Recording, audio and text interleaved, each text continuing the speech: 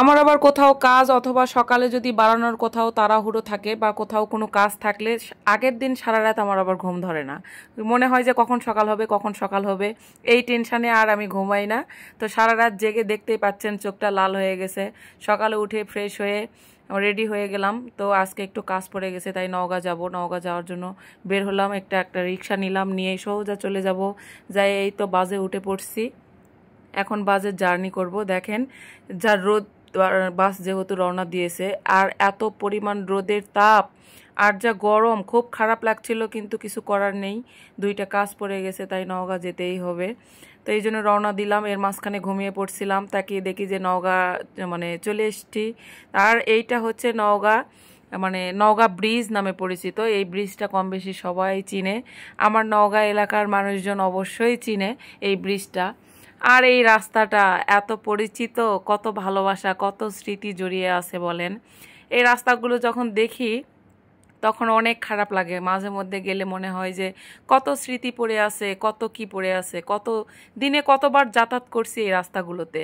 তো চলে এলাম ডিগ্রি কলেজের এই দিক, ডিগ্রি কলেজের এই দিকে এসে একটা কাজ সারলাম। সেরে তো এখানে বসে পড়ছি এক মামার দোকানে, যে মামার দোকানে রেগুলার মাখা খাইতাম। আপনারা হয়তো কম বেশি জানেন, আমি কিন্তু মাখা খাইতে অনেক পছন্দ করি। সেটা যেটাই হোক, মুড়ি মাখা হোক, পেয়ারা মাখা হোক, আনারস মাখা হোক, আম মাখা হোক। তো এই মাখামাখি খাইতে আমার কিন্তু অনেক ভালো লাগে বরাবরই। আমি অনেক আগে থেকে মাখা প্রিয় একজন মানুষ, তাই ওই মামার দোকানে আমি প্রচুর পরিমাণে মাখা খাইতাম আগে। উনি আমাকে দেখেই মানে চমকে গেছে যে এতদিন পর, মানে উনি আমাকে খুবই স্নেহ করে। তো ওখানে গিয়ে কিছু মাখা খাইলাম, ক্ষুধা লাগছিল, জার্নি করছি।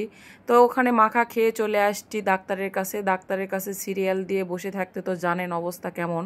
আমার জীবনে ডাক্তারের কাছে যাওয়া মানে, আমি ডাক্তারের কাছে এই যে সিরিয়াল দিয়ে বসে থাকার ভয়ে আমি কোনো রোগ প্রকাশ করতে চাই না।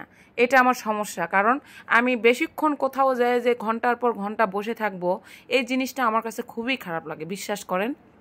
এই জন্য বিশেষত আমি ডাক্তারের কাছে যাইতে চাই না।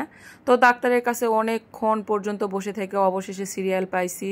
সিরিয়াল পাওয়ার পর শরীরটা গরমে সারাদিন এত ক্লান্ত লাগছিল, পরে যে আর ভিডিও করব এই এনার্জিও ছিল না। আর আমার ডাক্তার দেখাইতে দেখাইতে সন্ধ্যা লেগে গেছে, তাই সন্ধ্যা লাগে আমার তো এখন রওনা দিতে হবে, তাই রওনা দিয়ে দিছি। এটা আমি দেখাইতে পারিনি কারণ আমি ভিডিও করিনি। আর বাসায় চলে আসছি কারণ আমার মা 2 বস্তা অনেক যাই জিনিস পাঠাইছিল।